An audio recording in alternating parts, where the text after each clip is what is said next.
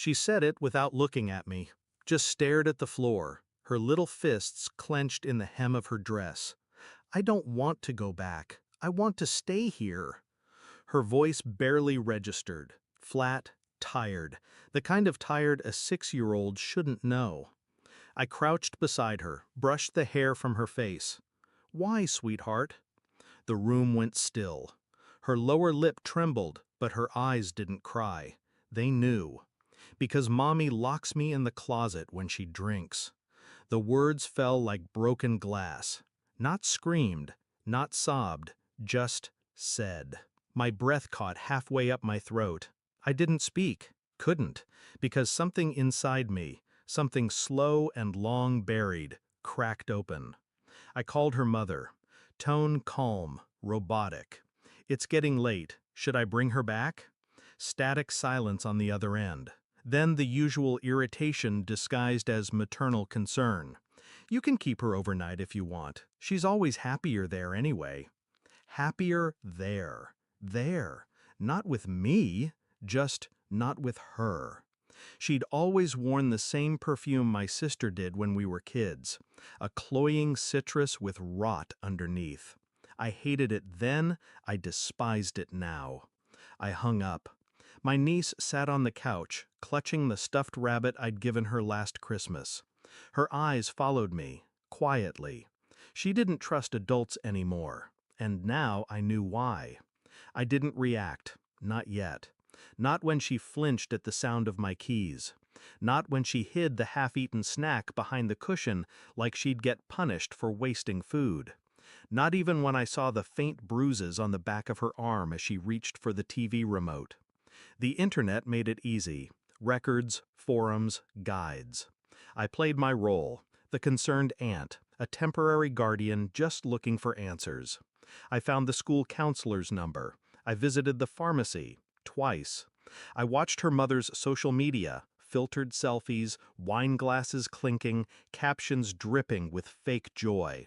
Hashtag mom life, hashtag healing journey, hashtag my world, with a picture of my niece smiling, the corner of her eye swollen just enough to blur the truth. I didn't confront. I studied. The way my sister slurred at 2 a.m. voicemails. The way she laughed too hard when I asked if everything was all right at home. The way she always shifted blame. I took pictures, screenshots. I logged timestamps, bruises, words.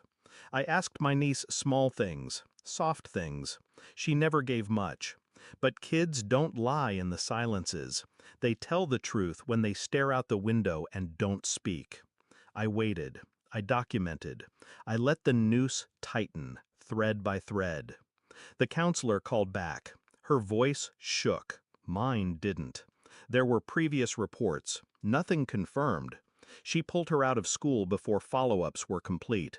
I already knew. Still, I thanked her. I printed everything. Every bruise, every social post, every record, the counselor's email, the school's report, the photo of the closet door from my niece's sketchbook, drawn in thick black crayon, and I put them in a manila folder. That night, I invited her mother over. Wine, fake warmth, a lie for a lie. She smiled like nothing was wrong, laughed about exes, blamed her job, claimed exhaustion. I handed her the folder, without a word. She opened it. The silence was satisfying. She flipped pages, slower, then stopped. She looked at me. For the first time, she saw me, and she knew. I made copies, I said, calm, measured. She didn't speak. I sent them to Child Services and the police. Still no words, just the color draining from her skin. Terror looks ugly when it's deserved. I told them everything. Names, dates. I even told them about the night you drove drunk with her in the back seat. Her lips parted, but nothing came out. Not denial, not rage. She knew it was over. I also filed for custody. Pause, a long one.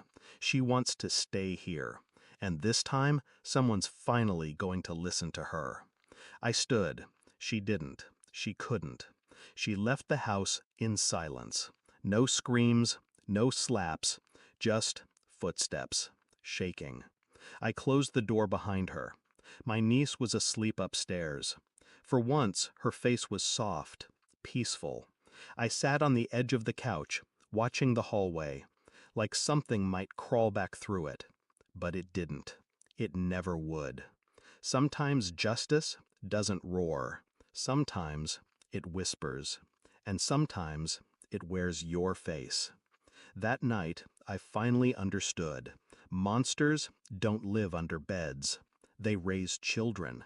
But not this one. Not anymore.